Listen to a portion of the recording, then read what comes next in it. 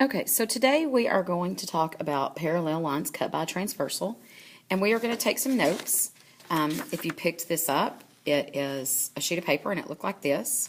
We are going to fold it to where when we open it up and look at it like a book, this is on the inside and this is on the outside. You are going to start in the middle and make a cut all the way to the fold. And then you're going to take each cut and do another one so that we end up having four little open flaps here.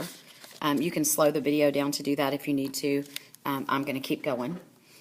Just pause if you need it.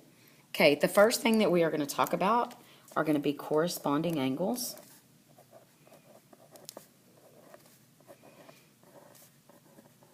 So we're going to write corresponding angles on the first flap.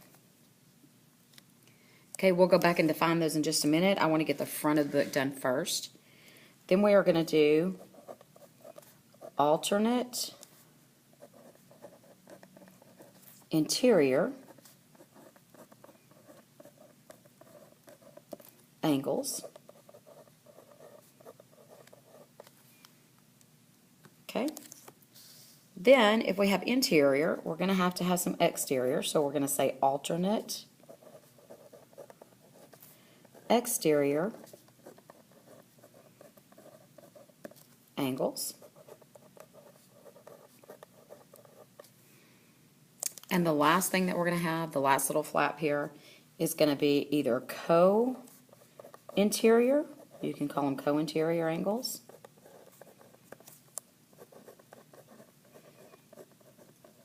or you might hear them as, let's put a little dash there, same side interior angles.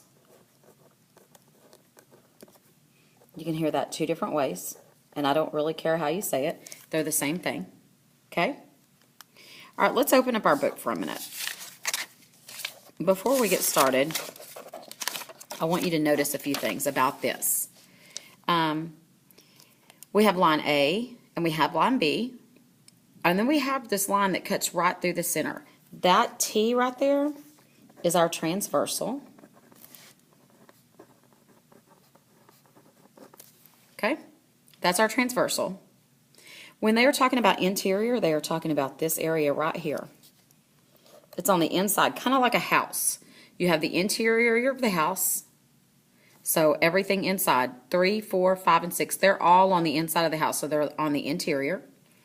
Then we have the exterior, 7, 8, 1, and 2. You can think of that as your front yard and backyard. They're on the exterior of your house. So exterior angles are here, interior are here. So when we go to define these, that's going to help us figure out what angles we're talking about.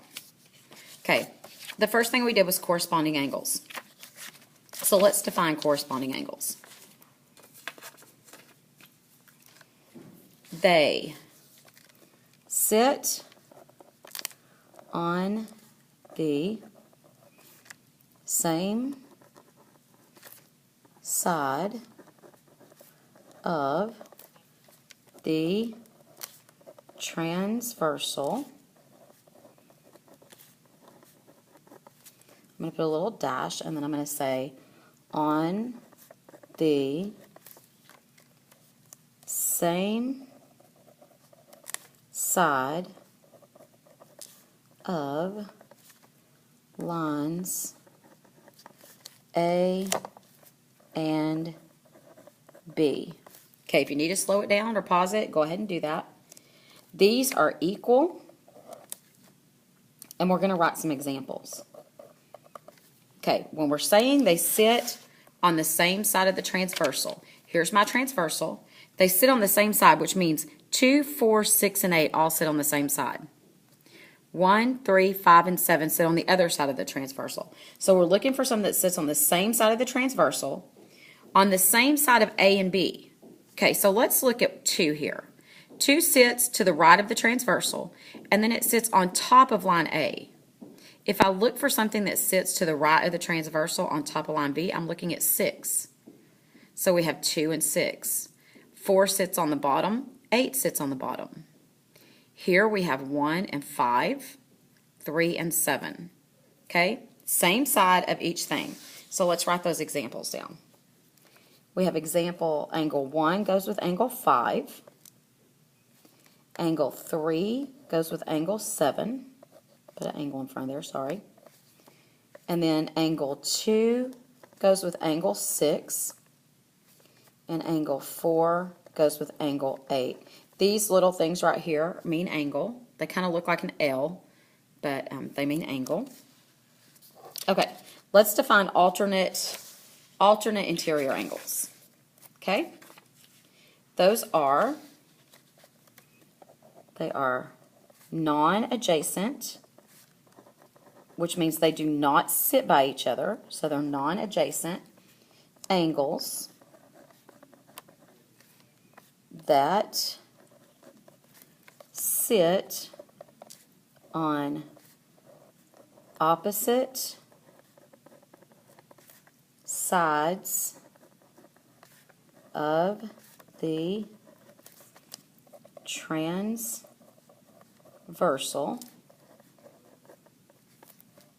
between lines A and B. Okay? They are also equal. Some examples of alternate, we said interior, right? Alternate interior angles. So we're looking on the interior, this area here inside the house. They sit on opposite sides of the transversal. Okay? Opposite sides. And they're between lines A and B. Okay? And they're equal. So if we look at 3, and they cannot be adjacent. 3 and 4 are adjacent. 3 and 6 are not adjacent, and if you look, they're both obtuse angles. 4 and 5 are non-adjacent and sit across from each other. So those are going to be our examples. We're going to be looking at angle 3 and 6. They go together. And angle 4 and angle 5 go together. Okay? Now let's look at alternate exterior angles. Okay, they are non-adjacent again, so they can't sit by each other. Angles that sit on opposite sides of the transversal. Okay, then we have a little dash. Outside, this time we're outside of lines A and B. So we're outside this time. They're equal. And it's the same thing as before. We can't sit next to each other. So if we're looking outside at the exterior, we've got 1, 2, 7, and 8. It can't be 1 and 2. They may be on opposite sides, but they're adjacent. So it has to be 1 and 8, 2 and 7. Okay, so they're on opposite sides of the transversal, but they're not adjacent. Okay, so our example here is angle 1 and angle 8. Angle 2 and angle 7. Okay? Now we're going to look at co-interior or same side interior angles. So we are on the interior side again.